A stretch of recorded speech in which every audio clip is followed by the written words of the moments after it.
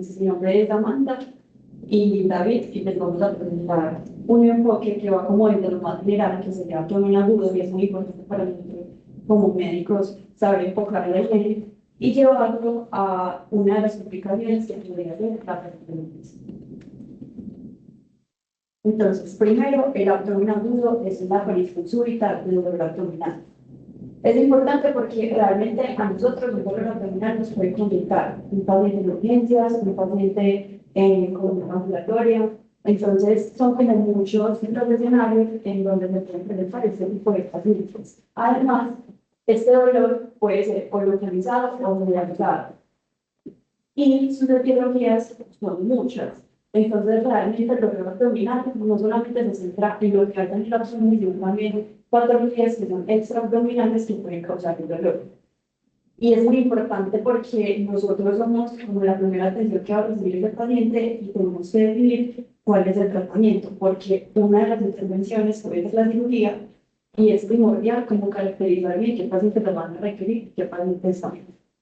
Además, es súper frecuente que los pacientes ingresen urgencias por dolor abdominal.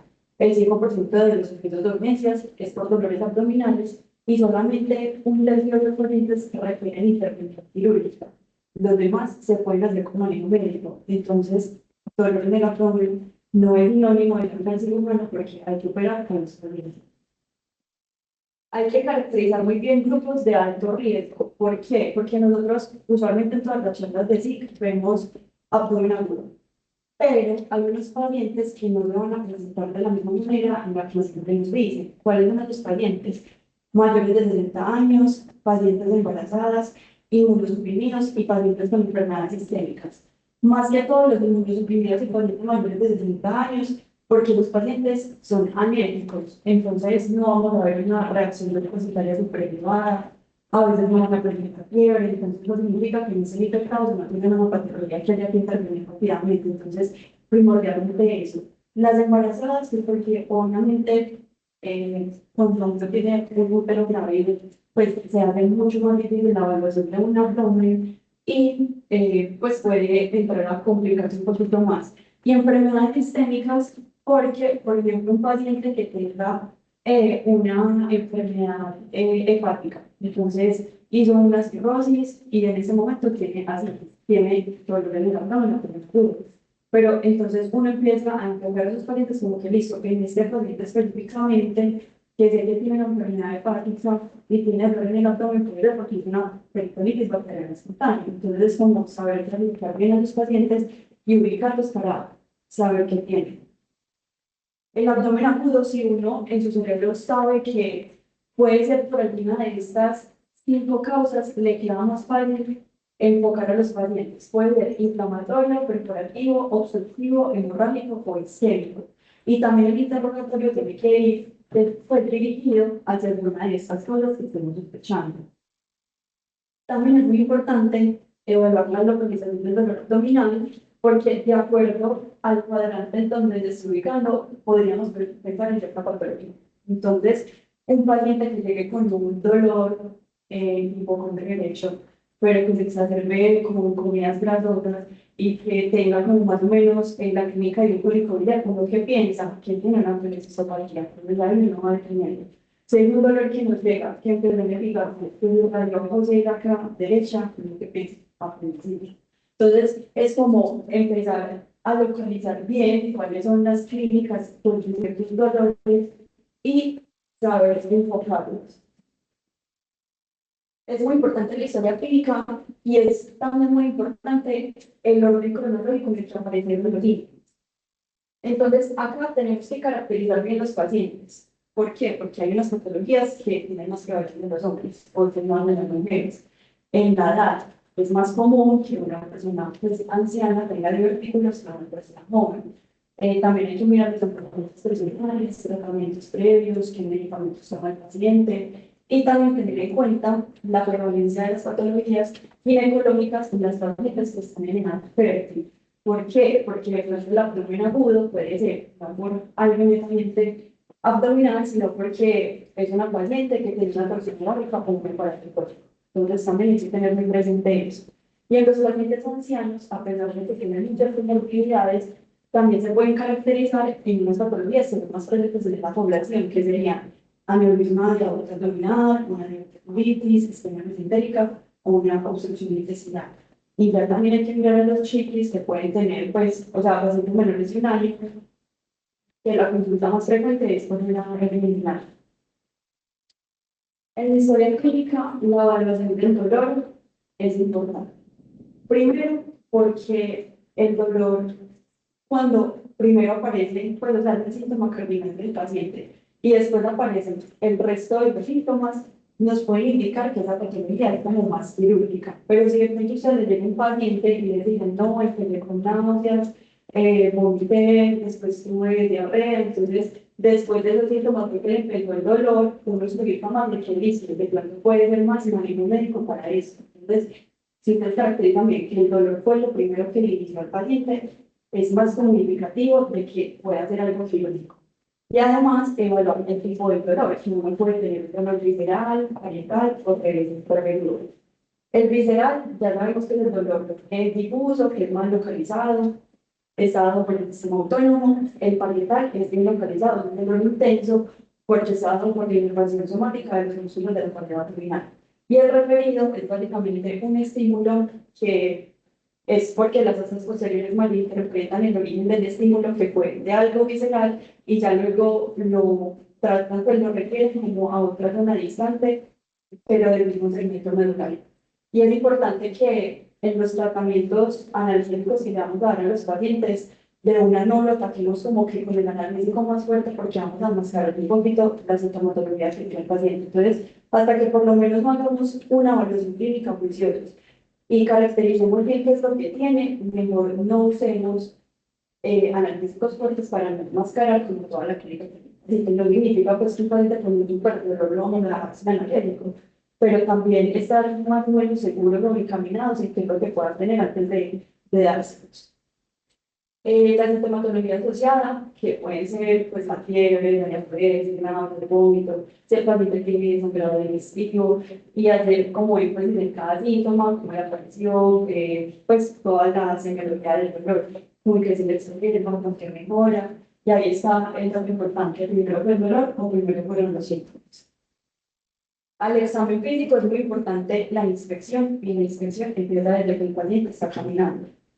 Entonces, si ustedes ven un paciente que literal está doblado de dolor, significa que en serio pues es un dolor fuerte, se le dificulta movilizarse ahí mismo en la camilla, que ustedes ven como que se va a volver a lado y en serio le cuesta, entonces ahí nos vamos como que ubicando más. También podemos ver más visibles porque hay hernias que solamente con inspección nosotros los podemos ver. Cicatrices, un paciente que tenga una laparotomía exploratoria, pues uno dice, listo, este paciente de pronto puede tener piedra, de pronto pues uno empieza a caracterizar más. También las cicatrices de si tienen apendicectomía, el paciente si tiene dolor abdominal, no es por una apendicitis. Y la respiración superficial, porque muchas veces es la manera en la que el cuerpo compensa el dolor que tiene. Entonces, al respirar superficial, está usando como músculos accesorios y no utiliza tanto el diafragma para evitar el dolor. La auscultación en la parte abdominal es más que todo para los hombros.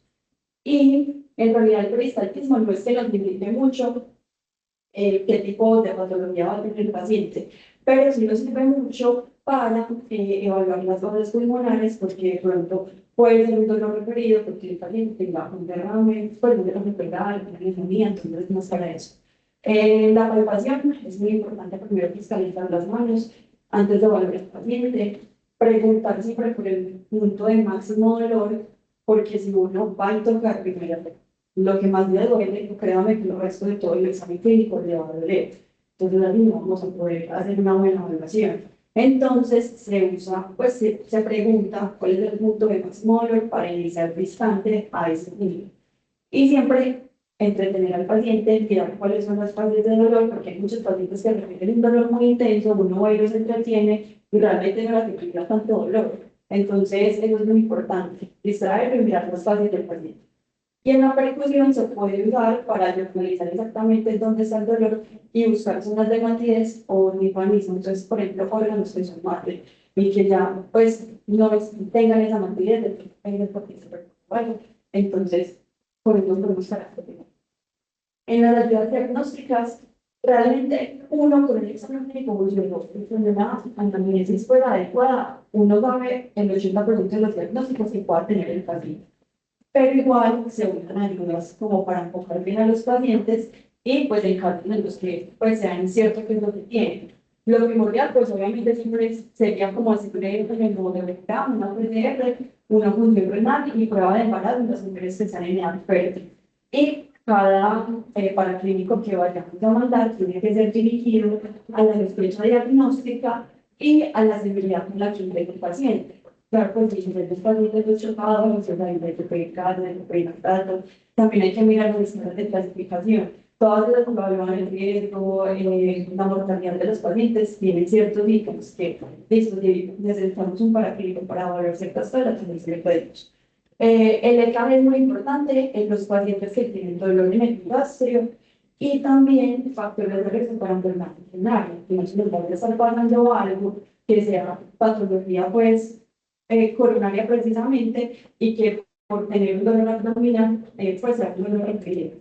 La radiografía de tórax y la radiografía de abdomen. Con esto es lo que vamos a ver, que hay en la radiografía de disponer buenas verificaciones. La ecografía es más que todo para pacientes que no les pueden irradiar, como los niños, por ejemplo, o las embarazadas. Y también se usa la ecografía transvaginal si sospechamos una patología ginecológica. Y esta sería como el gol estándar para clasificar las patologías abdominales.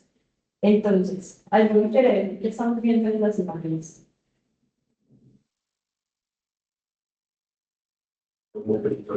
Exacto. Entonces, a veces el hemoperitoneum no se ve tan claro como allá, que es demasiado evidente en la foto abajo.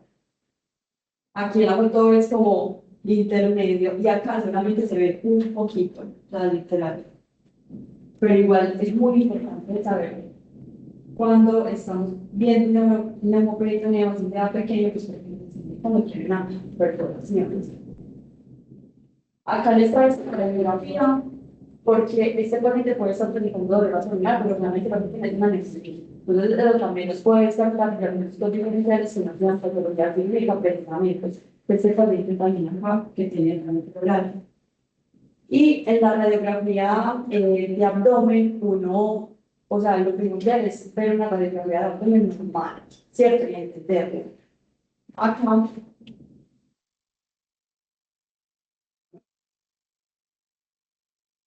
esas son las líneas del psoas.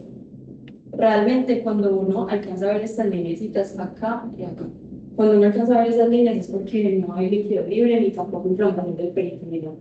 Y uno trata de evaluar que la distribución del gas sea normal, algo que está bien. Por ejemplo, allá se ve. ¿Quién quiere decir que no? Imagino que también es fácil de aéreos que si no lo saben. Ajá. Todo eso nos indica que hay una intestinal. Acá en esta, estos punticos que se ven allá, es una urolitiasis. También se puede ver como una radiografía.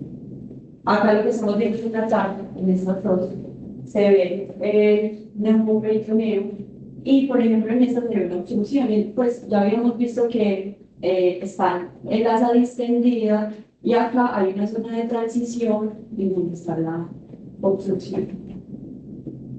Bueno, y como para hacer un énfasis de por qué nuestra charla es enfoque de abdomen agudo y peritonitis, es porque realmente si nosotros damos de valor bien un abdomen agudo, podemos, uno, pues evitar una de las complicaciones que sería la peritonitis.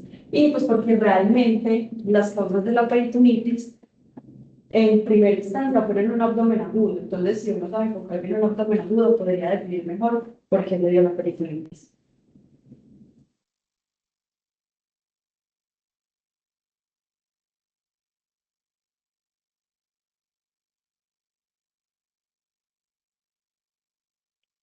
Bueno, entonces empezamos a hablar ya sobre peritonitis. Miramos la definición y dice pues que es la inflamación del revestimiento peritoneal y de la cavidad peritoneal.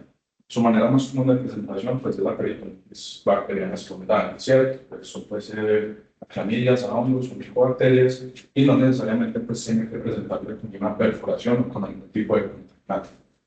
Entonces, Ya les dije la primaria, que es la peritonitis bacteriana espontánea. Hablamos de la secundaria, que es cuando tenemos la presencia de seco contaminante. Por ejemplo, vamos a la práctica gástrica que se me rompió y me está pasando pues líquido a la cabeza abdominal. Eso es lo que me va a generar la peritonitis secundaria. Y ya la terciaria es esa peritonitis que persiste por más de 48 horas después de estar dando antibiótico dirigido. ¿Qué es antibiótico dirigido? Yo ya hice el germen, cuando ya hice los cultivos y ya confirmé la susceptibilidad. Entonces acá, ¿qué es lo que tenemos que pensar? Si tengo a mi paciente pues con una terapia antibiótica y no me está respondiendo bien, pues debo pensar en qué, en términos atípicos. Debo pensar en bacterias pues, que se traslocaron, que están viajando de ciertas partes donde no deberían estar. Entonces, ya hablando de la anatomía, pues sabemos que la cavidad abdominal se compone en capas: la piel, el tejido subcutáneo, el tejido superficial, los músculos oblicuos, el interno y el externo, el transverso del abdomen, la parte transversal, el tejido adiposo peritoneal y el peritoneo. Cuando hablamos del tejido subcutáneo, cabe recalcar pues, las dos fascias: la fascia de Camper, que es la que va a tener como toda la grasa del tejido subcutáneo, y la fascia de Scalpa, que digamos la literatura pues, nos dice que cuando esta fase de sutura vamos a tener pues como un resultado estético más fuerte, pues vamos a tener una mejor cicatrización y le vamos a reducir el ingreso al paciente de seromas. Entonces, sobre los peritoneos, tenemos el parietal, es el que va a llevar la parte abdominal. En el espacio preperitoneal, el peritoneo, tenemos que van a pasar las arterias epigástricas inferiores, las lumbares y bueno, pues, solo con el lecho pues, de irrigación. Y el visceral, pues, es el que va a ir los vísceras.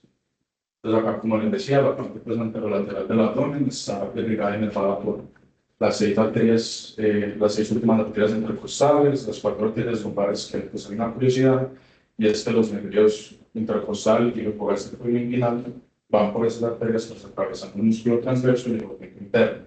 Las 2 arterias epigástricas, hay que recordar que estas son ramas terminales de la mamaria y que se van a empezar a llamar epigástricas cuando se pasa pues, el ángulo costocicoideo.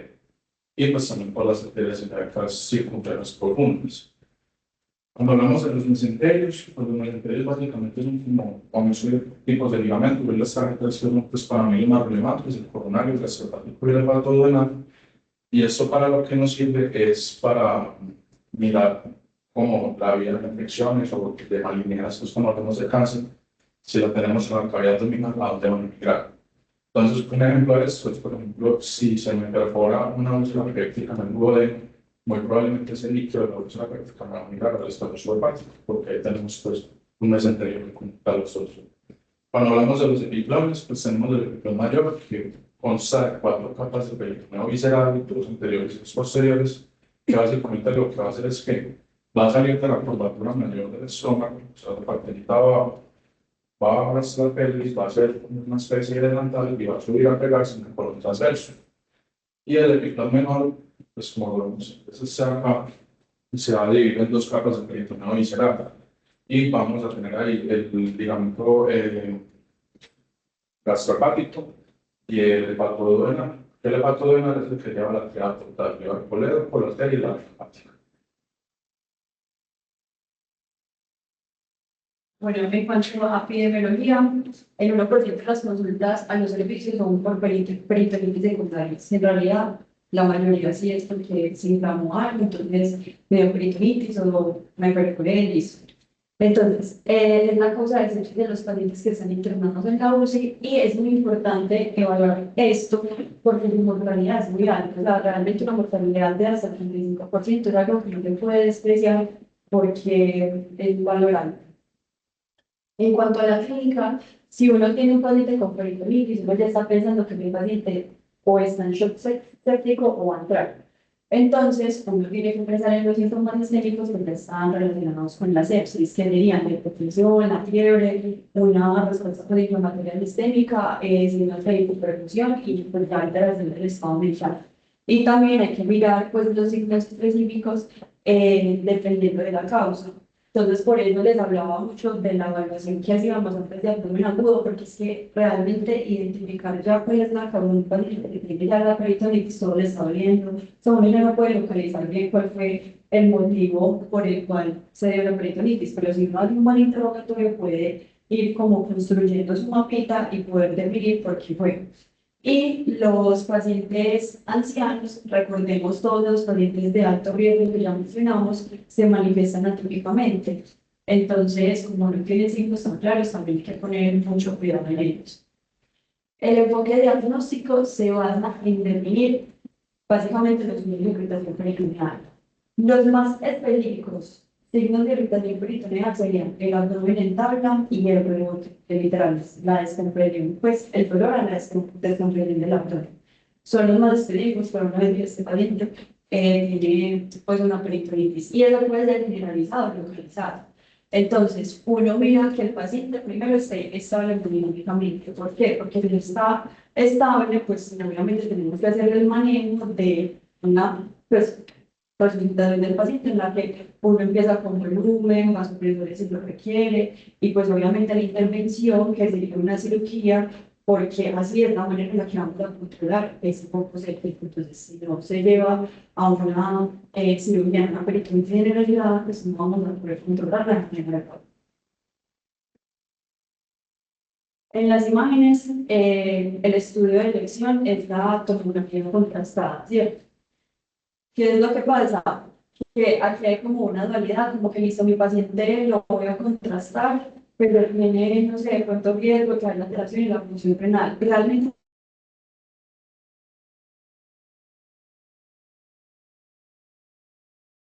paciente. Ya si es que tiene una enfermedad renal crónica, estadio 4, 5, un paciente que necesita diálisis, pues tenga como funcional de la familia y listo, ya ahí se puede ver como un daño. Pero en el resto de los pacientes, prima pues el estudio. Y pues la resonancia, que obviamente no la tenemos en todos los lugares, pero pues tiene mayor especificidad, pero pues el limitante es más que todo el tiempo porque un ataque, no se la hace en 5 minutos, ya salió. La resonancia se demora mucho más.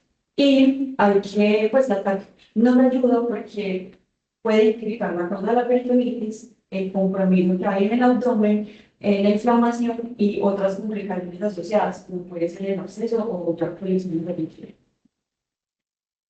Bueno, entonces ya hablamos sobre el manejo, que vamos a mirar los dos tipos de manejo principales, que son el tratamiento antibiótico y pues el tratamiento ya como tal quirúrgico.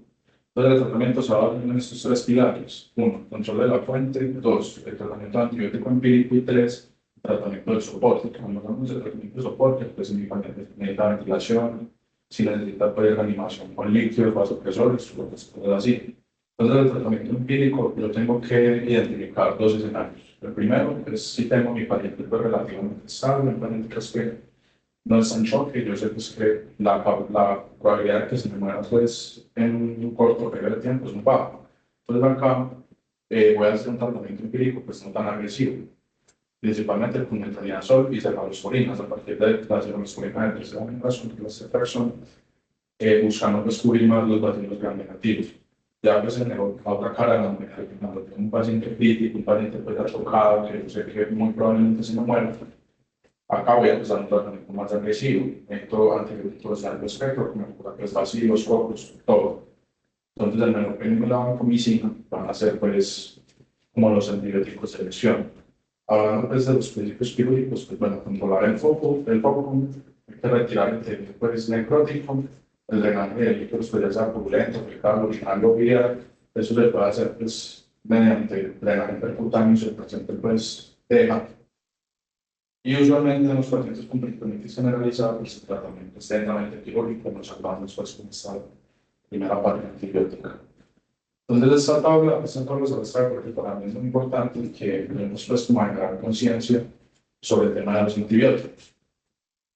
Últimamente pues ha vuelto muy famoso los nuevos antibióticos, las cefalosporinas de tercera generación, cetracil y cefalozano en combinación con los inhibidores, que es el avivancam y el como vemos acá, tiene cobertura para las pseudomonas, para las pseudomonas multirobo-resistentes, el sector pues la cepa metal. Pero entonces, ¿qué es lo que hay que tener en cuenta acá? Primero, ¿qué tan grave es mi paciente? ¿Cierto? Porque si mi paciente pues, está infectado, tiene una peritonitis por una colible, yo no le voy a dar un antibiótico tan fuerte. Entonces, esta tabla pues, donde yo pues, como mirar qué antibiótico le sirve, obviamente teniendo en cuenta pues, los niveles de penetrancia y pues también generar como esa conciencia. También lo mismo pasa con los carbapenémicos, pues aquí vemos que el meropenem, el bifenol en combinación con cilastatina y el ertapenem son muy buenos para todo el tipo pues, de bacterias, excepto pues el ertapenem para pseudomonas. Entonces, sí, pues es eso. Sean conscientes, tenemos que Ya en esta última diapositiva les traemos la laparotomía. Todo lo que ustedes ven ahí, que es como un líquido que se ve como más o menos amarillo, como, pues, sí, como verdoso. Todo eso es pus que hay en la cavidad peritoneal en un de peritonitis. Realmente cuando uno tiene sus paletas y los enfoca pues como si tuvieran sepsis, entonces no les quiere un objetivo, pues como para caracterizar bien el antibiótico. Pero de ahí también está oca cultivo. ¿Cómo trata el cultivo? No que exactamente de ahí usted va a llevar la muestra, no, hay que lavarlo primero varias veces y después de haberlo lavado, ahí se trata la muestra. Que probablemente si ustedes sacan la muestra de ahí van a salir todos los gerentes y bichos del mundo. Entonces, primero se tiene que hacer el lavado, después saca el cultivo y ahí se hace un tratamiento antibiótico dirigido que realmente dura más o menos de 3 a 5 días, porque ya estamos controlando el foco, que sería este, que es lo más importante. Entonces, no tienen que ser tratamientos antibióticos súper extensos para el paciente. Listo.